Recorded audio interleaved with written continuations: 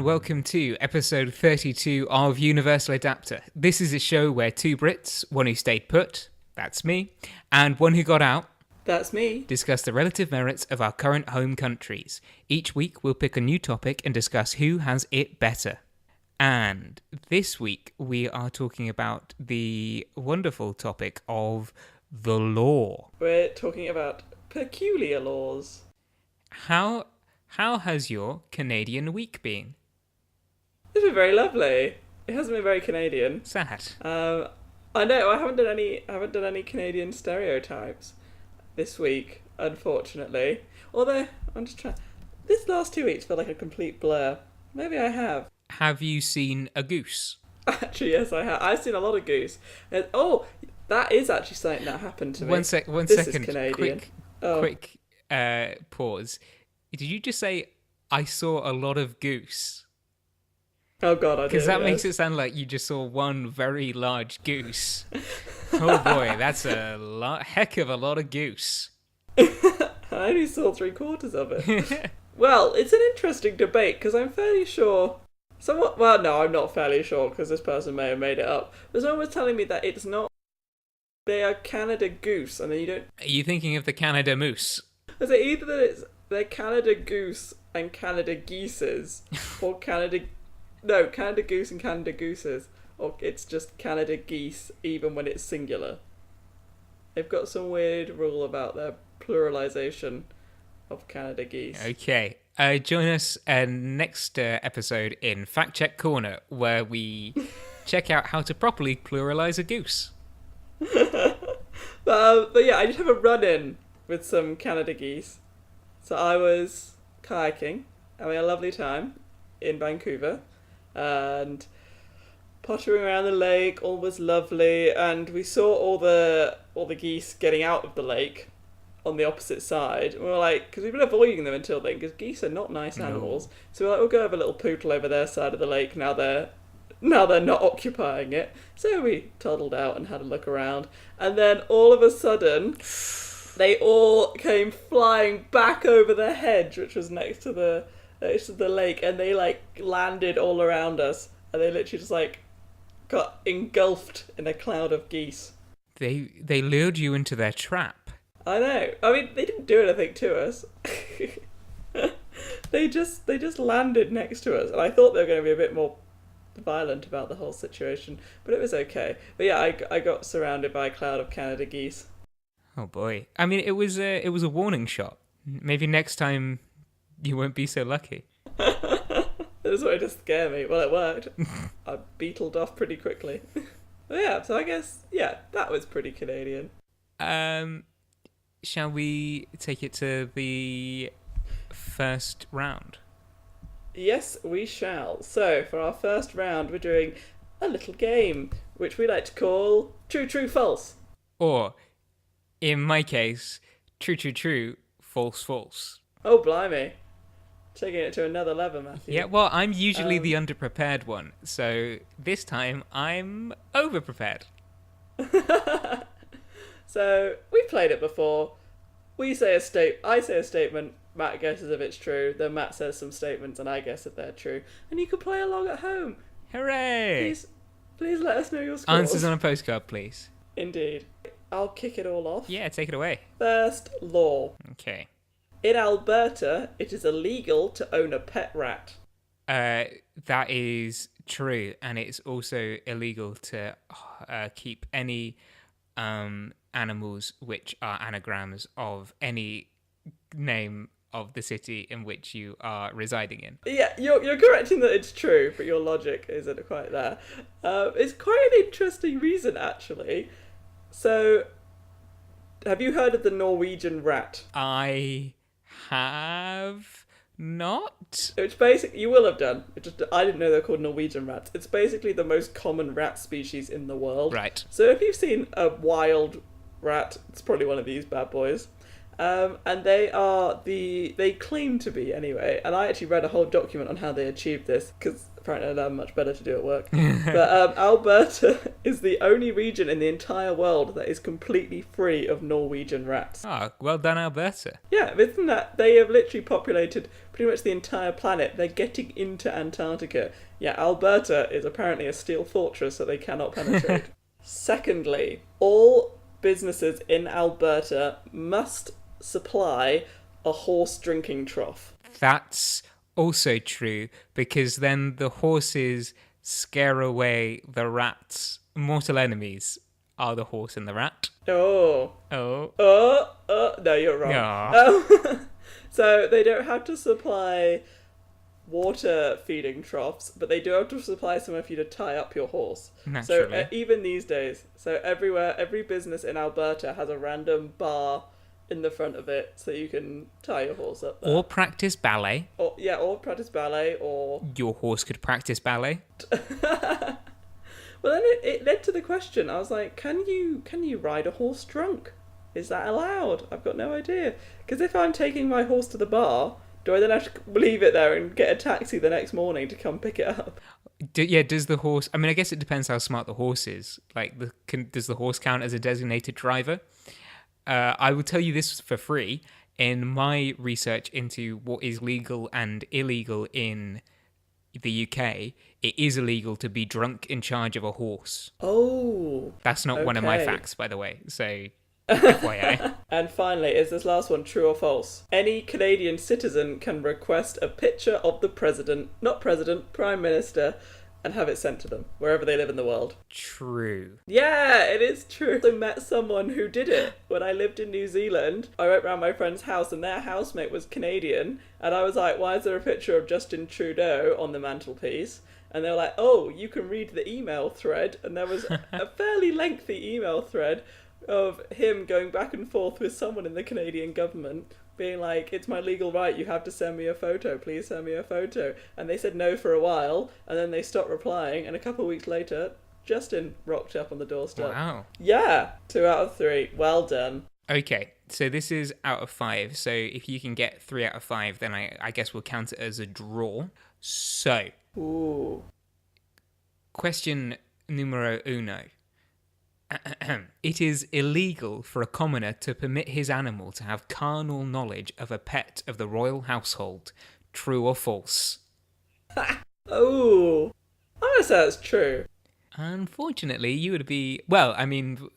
Or perhaps fortunately, you would be incorrect. It is false. Oh. So my dog can bonk one of the Queen's Corgis if it wants to. I mean, it may be frowned upon. They might be able to get you on some other charge, but the actual act of allowing your the knowledge of allowing your dog to know one of the corgis in a biblical sense, that in itself is not illegal. Oh, interesting. Well, I will bear that in mind. Use that next information. time I'm near Buckingham Palace. Use that information how you will. Okay, number 2. Playing knockdown ginger is a criminal offence. True or false? Is this like Knock Knock Ginger? Yeah, it has many different names. Apparently the Canadians, or the sort of on the North American continent, it's known as Nicky Nicky Nine Doors.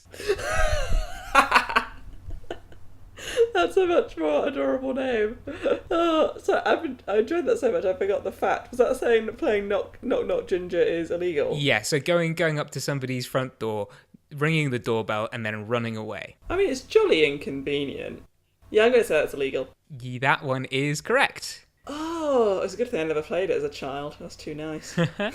So yeah, it's to do with a bevy of laws, or a particular law that was in effect from the 1840s, which is to do with basically sort of being disorderly out in the street. So this same law, or other laws similar to it, also prohibit you from keeping a pigsty in front of your house, slaughtering cattle in the street, singing profane or obscene songs or ballads in the street, and also beating or shaking a carpet or rug in the street. Although you can shake a doormat as long as it's before 8 a.m. Oh, at least they give you a time frame at least to complete that task. I mean, any time later than that, then people are going to be, the milkman will be popping up, all sorts of people will be coming and going. You need your doormat in place. True. Very true. See, I like to do it at night. The few times I've cleaned a doormat, I remember it being dark outside. And that's you're breaking the law under cover of darkness for your criminal actions. Jesus. Well, I hope they don't come and get me. That would be embarrassing. Well, you fled the country now. Exactly. And that was why. Question number 3. Yeah. True or false? It is illegal to be drunk on licensed premises. See, part of me wonders if that is true, because in New Zealand, it's like illegal to be intoxicated in a bar. Like they can't, or is it they just can't serve you very much anymore? Like you basically have to leave if you're intoxicated, which I'm always like, why did you think I was here? And there's pretty similar laws here. Yeah, I'm going to say that's illegal. That is true. There are 3 different laws which govern it. One from 1872, which basically states that you will be liable to be penalised if, a police officer shows up in a bar and decides to charge you with being drunk there. Law from 1839, which is to do with sort of being drunk and disorderly. So if you're causing a ruckus in or around a licensed premises, then you go to jail for that. And you're also culpable if you, as a patron, buy a drunk person a drink. As of 2003, you're not allowed to do that. So it counts for customers and also staff at the place as well. You're not supposed to serve somebody who's drunk as well. Yeah, well, that makes sense in a way. Yeah, that one wasn't a funny one. However, question number 4. Is it illegal to handle salmon in suspicious circumstances? Yeah, because otherwise that's a really weird thing for you to have made up. So, I assume so, yes. That one is true as well. So all of these laws came from a document published by the Law Commission in 2013 as basically their FAQ, because they kept on being asked stupid questions like, oh, is it illegal if I put a stamp on upside down? It isn't. The Royal Mail still have to deliver it. Destroying money, also perfectly fine, although you can't deface it, which is like a weird distinction. I thought you could write on notes. No, you're not allowed to. That's illegal. Well, I've definitely spent a few notes that I've had writing on. I mean, I guess the money is changing hands so often that it's difficult to tell who the original culprit was. And also, I guess like a little bit of writing or like a mark on it isn't necessarily what they're after. But I guess if you drew like a mustache on the Queen's face, give her some glasses. Exactly, then they might get a little bit more uppity about it. Fair enough. But yeah, one of the things that they had, which is clearly like it's in the public consciousness enough for people to have asked them about it. Yeah, it's illegal to handle salmon in suspicious circumstances. Interesting. I didn't know if so many crimes were committed with salmon. Well, hopefully fewer now that I've got the word out. Yeah, you're doing the people a service, really. And very finally, it is legal to shoot a Welshman with a longbow on Sunday in the Cathedral Close in Hereford, or inside the city walls of Chester after midnight, or to shoot a Scotsman within the city walls of York on any day other than a Sunday. Is that true or false? Oh, Jesus. I have heard weird laws where it's like it's illegal to shoot someone unless like you're on horseback or something. So yeah, I'm gonna say those ones are true. Oh. Yeah, so I'm sure that I've heard these as well, just kind of thrown out as facts that people say that they know, but they're all false, and they have never. It's not even that it used to be a law, but now it isn't. These apparently. There's no evidence that any law ever existed which said that you're allowed to shoot a Welshman or a Scotsman or a Welsh or a Scottish person, I suppose, in the UK. And the Law Commission, the document that I was looking at to find these facts, got really snarky about it as well, because they were like, and by the way, it's illegal to shoot a Welsh or Scottish or any other person, regardless of the day, location, or choice of weaponry. As in, like, yeah... Oh. The Law Commission. I know that murder is illegal. I thought we were just having some fun. I imagine the Law Commission are not a fun group of people. So yeah, that's that's the last of the five. So you had 3 out of 5, which gives us 1 point each going into our final round. So we've both picked an especially interesting law, and we're going to break it down and tell you, oh, maybe not break it down that much, but just elaborate on it in a witty fashion. So, Matthew, Yes. what law have you brought to the table? Okay, the law in question is that it is illegal to carry a plank along a pavement. Well, that's a lot of the Chuckle Brothers episodes that they're going to have to recall then. Or Charlie Chaplin, or Laurel and Hardy, anyone who features in slapstick. Yeah, most episodes of the Beano, out the window. So why... And I'm sure everyone's carried a plank at some point down a road. If you've bought anything from IKEA, just getting it from the car into your house. So why is that? Why that specifically? Okay, so it is an offence under Section 54 of the Metropolitan Police Act of 1839. And the other offences which are covered by that same section include flying kites, playing annoying games, and sliding on ice or snow in the street. So it seems like, based on those, that it's to do with frivolous obstruction of public causeways. That you don't want to garrote somebody with your kite string. You don't want anybody. You don't want to like pack the snow on the street so close that it turns into ice. So that, I don't know, Mrs. Miggins next door has a fall. And annoying games. I don't know. Maybe that includes Nicky Nicky Nine Doors.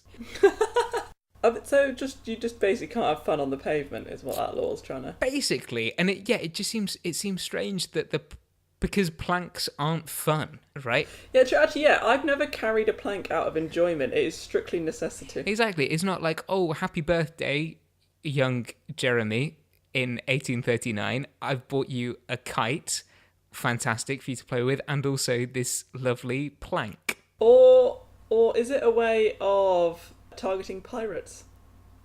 So you think maybe like while they're hiding out and they're not on the sea, they might move into a terraced house in Manchester but you can foil them because you see them moving the plank around. Of course.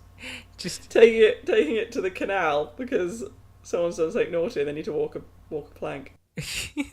Very possibly. I think that's a very likely is really what you should be saying. That is my perplexing law, which I think we've gone some way to demystifying it. Oh yeah, I think we found a logical conclusion why that law exists. But shall we quickly take a quick break to jump to the credits, and then we can... No, to call them credits sounds like we're going to end, and we're not. What should we call them instead? Promotional break. No, that sounds silly, doesn't it? Shameless plugging. Wonderful. So yes, if you enjoyed us and you want to keep us, you can download us off of iTunes, where you can also rate us 5 whole stars and leave comments. It helps other people find the podcast. You can also like us on Facebook, and you can find us on Instagram. We are Universal Adapter Podcast, and you can follow us on Twitter. We are at UniAdapter, and also very recently we've joined YouTube, so you can subscribe to us on there, so you get announcements to let you know when the new episodes have come out. And we've also uploaded a few clips if you wanted to send them off to your friends and let them know how wonderful we are, or just relive the highlights of some of our episodes. You can also send us an email to universaladapterpodcast@gmail.com if you've got any questions, queries, corrections, suggestions, all these and more. Scores from the quiz. Exactly. And any of your own strange laws that you think that you've discovered. Just a quick sidebar, since we are being legal. The Instagram is very good. There are some very, very good pictures of Sarah's adventures throughout Canada. Definitely do check it out if you want to feel inspired and a little bit jealous. Anyway, let's Let's get back to the show.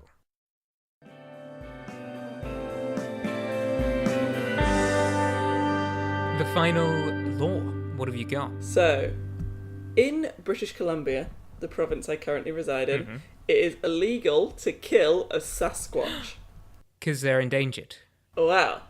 So, for anyone who doesn't know what a Sasquatch is, it is a big ape-like creature that apparently lives in the forests that go all the way up the west coast of North America. So, of course, that ends in British Columbia. Or maybe it actually goes into the Yukon. Anyway, that whole stretch. And they're apparently also seen in other bits of America, but that is believed to be that the west coast is where they are. Now, some people feel they are a nearly extinct species of hominid, which survives in isolation. Other people think they're a complete hoax. I'm not here to tell you which is correct. But it's probably the latter. Sorry. You can fall down quite a rabbit hole in the internet when you start looking into this stuff. I can imagine. It's very fascinating. I spent probably about 3 hours reading about Sasquatches, so I've really had to condense my knowledge of it. So a Sasquatch is an anglicization of a Salish word, and that is like one of the First Nation groups who call them Sasquets. I'm not sure if I'm pronouncing it correctly, but Sasquets, which basically means wild man or hairy man, and they believe that it's a being that can transfer between the physical and the spiritual realm. So yeah, they're viewed as quite an interesting spiritual character in their belief system. So it's the idea of them has been around for a very long time, which does make it even slightly more fascinating.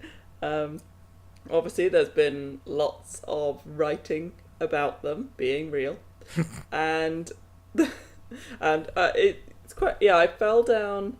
One website I found myself in was Sasquatch Canada, which I highly recommend going to, because they have this whole bit where they have a really blurry photo, and they do lots of, I'm doing air quotes, science to analyse the photo, and therefore work out how big that creature must be, and then they basically conclude it by saying this is obviously a face, and then they sort of do they make a mirror image of it, so it's like someone stuck a mirror down it and be like, doesn't this look like a face? And I wanted to be like, yes, it does, because we're humans and we naturally see faces all the time. Yeah. Even when they're not there.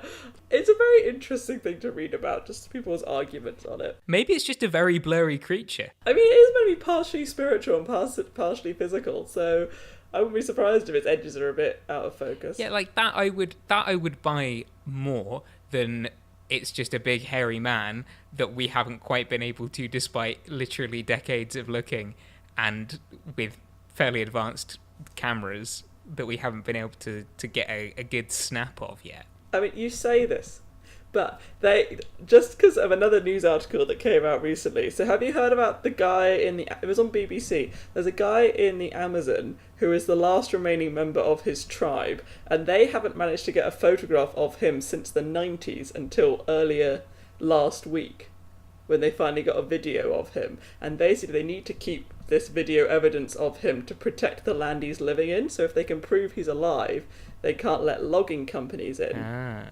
So if they haven't managed to get a photograph of him and they know where he is since the 90s, who's to say that maybe there is a Sasquatch out there somewhere? Okay, I concede that point. I'll be honest, my argument I thought up in about 30 seconds was much better than most of the stuff they're writing on this website. So, but yeah, so the reason this law sort of came about is because of the Wildlife Act of BC, which basically states that you can't hunt an animal without permission. So you can't hunt without a permission to do it. And in the 1800s, someone in Nanaimo, which is actually further up Vancouver Island, so a bit north of where I live, applied for a permit to hunt a Sasquatch, which he believed was living and terrorising his local community. And the local government in Nanaimo came back denying his application to hunt the Sasquatch. So therefore, it's a little bit of extrapolation, but it is illegal to kill a Sasquatch. Fair. Unless you have the proper authority. Yeah, so a little bit of twisting there. But it's very... Yeah, I just thought it was so interesting. And actually, in my Sasquatch wormhole that I fell through, I also came across a study by Oxford University in 2012 where they actually did research into organic material that people believed came from Yeti, Bigfoot, Sasquatch, all those sort of creatures. Cryptids, please. Cryptids. Oh, yeah, that is what they said. I didn't know what cryptid meant. It's basically any... Like, it's the made-up ones. Sasquatch, Yeti, Mothman, Nessie. Who's Mothman? When's that film coming out? Is he in the Avengers or is he DC? Yeah, he shows up. I think he's a Virginian... no, not superhero. Cryptid. There was some... Like, he's sort of like an urban one. He's shown up a bit more recently. He's a new kid on the block. Apparently, he was seen on a bridge, and then the bridge collapsed because these buildings keep on collapsing, and people keep on attributing it not to bad civil engineering, but the strange occurrence of this man with wings and glowing red eyes. But moths don't make buildings collapse unless you've made it out of like an old vintage fur coat. They're not going to be interested. Well, that's why he's so mysterious. Anyway, sorry, the Oxford University, and to clarify, this is like Oxford, England, and not Oxford, Nebraska, right? It's the good one. Yeah, so like University of Oxford. Okay. So they analysed a whole bunch of hair samples, but they mostly came back to be bears, horses, porcupines, and sheep. One came back saying they thought it was pretty human hair, but they just thought it was regular human hair. However, the whole study was run by a man... Oh, is it a man? Yep, Professor Brian Sykes. And he told the media afterwards that even though the samples turned out to not be from an ape-like creature, it doesn't mean the next one won't. So... Yeah, okay. At least he's found a project in life. That's all I can say. It might be. It might be. That's what I feel like, because we can't conclusively prove it's not there. Actually, that was a really common argument on this website that I found myself on, is that they've constantly been like, well, you can't prove we're wrong, therefore we're right. And I wanted to be like, that's genuinely not how that works. That's not how the burden of proof works.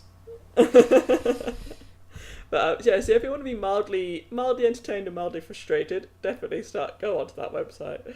Yeah, it's quite interesting for all the wrong reasons. But there is one place that has benefited quite dramatically from the Sasquatch legend, let's say. It's a place probably about a couple of hours outside of Vancouver, and it is called Harrison Hot Springs. So it's a well-known tourist area. They've got hot springs, so people go there. And also, by massive coincidence, lots of Sasquatch sightings seem to happen in this town whose main industry is tourism. So they've really, really played into that, and they actually have a Sasquatch Day every year since 1938, where people come and they celebrate Sasquatches. I'd love to go to Sasquatch Day. Is it feasible for you to get up there for Squatch Watch? Oh, it's in June, so I missed it for this year. All right, we'll hit it up next year. Squatch Watch 2019. Yeah, it just looks like a great fun festival. And who knows? Maybe I'll find a mythical creature along the way. Cool. That would be great for it would boost our download numbers a lot, I think, if we had the first exclusive interview with a Sasquatch on the show. I'll do my best. Wonderful. So I think it's fairly clear to me that the Sasquatch beats Secret Pirates. Yes. I'm very excited about that, thank you. I mean, I enjoyed lots of jokes we got to make about yours. But... It just, like, mine was... I was kind of leaning into the kind of the oddness of the banality of it. Like, that's the one thing, the one law that I saw where I was kind of like, but what? Why not? Maybe you need to for construction work. Exactly. Anyway, I hope that you've enjoyed listening to our show that we did for you. You're welcome. We've had A lot of laughs. We've learned a lot, and keep an eye out for the Sasquatch. And don't go to the Harrison Springs tourist board if you spot one. Come to us. Exactly. Stay safe out there, kids. Yeah, give us your blurry photographs and we'll disseminate them to the masses through this, our entirely audio-based medium. It'll be great. Excellent. Well, yeah, thank you for joining us, and we'll see you in a couple of weeks. Bye. Bye.